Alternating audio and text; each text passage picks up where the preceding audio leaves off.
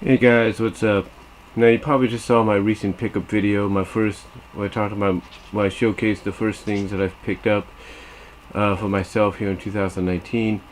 Well, one of the things that I mentioned was I added a few new additions to the Equestria Girls collection that I have, and thus now I can honestly say that I have all 7 of the characters. That's right, all 7 of them. In a row. Well, not in a row, but I basically have all 7 of the Equestria Girls in my grasp. So, whoops, didn't want that to happen. So I'll show you off to what I have. So the first one I got, of course, was the one I think anybody wants to try to get. Got Sunset Shimmer. Of course, as you can see in the back, I have the Sunset Shimmer plush that I got through Orly Factory. So got Sunset Shimmer. So got her finally. That was the first one I picked up. The next one, I think, oh yeah, it was Applejack. So I ended up picking up Applejack next.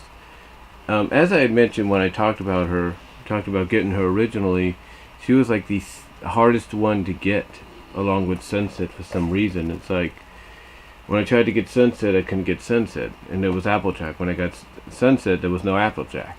Go figure. So I did get Sunset. I mean, not Sunset, but I finally did get Applejack, I should say. Finally got her. Then after that, I ended up getting Rarity. So I ended up getting Rarity here, which was pretty cool.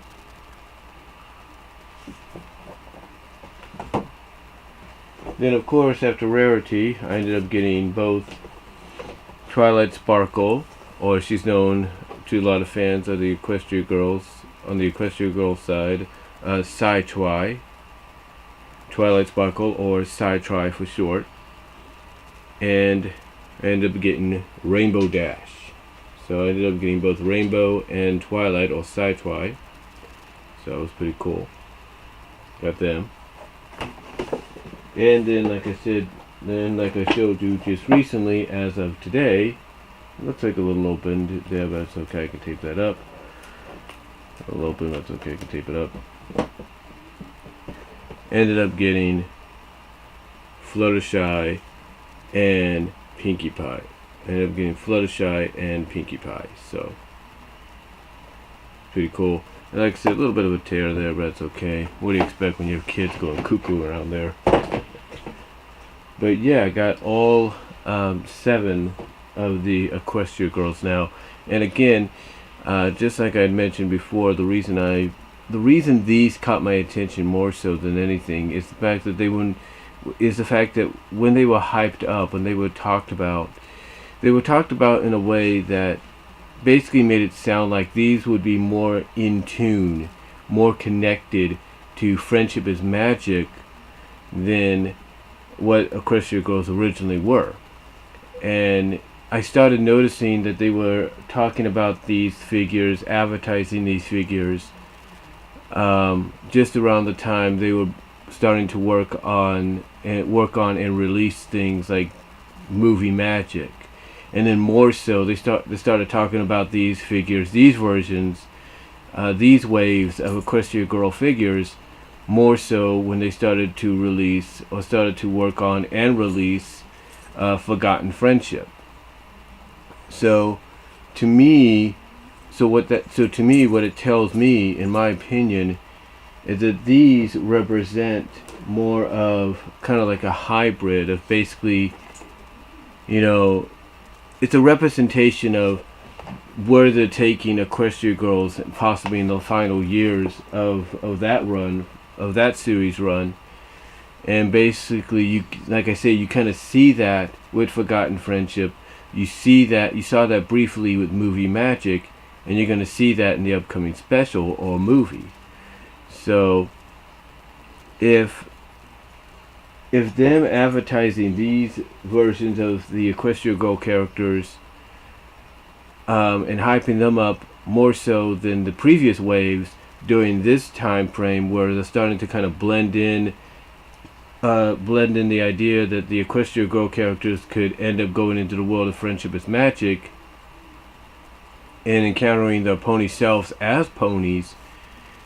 I have to say that if you want to get people, I will say this: if you want to get people's intrigue peaked in Equestria Girls before its time is up, then I'll say that Hasbro and the creative staff behind Equestria Girls is doing a heck of a job, because the way they're promoting it, in the way they're promoting the direction they're taking it, is doing just that.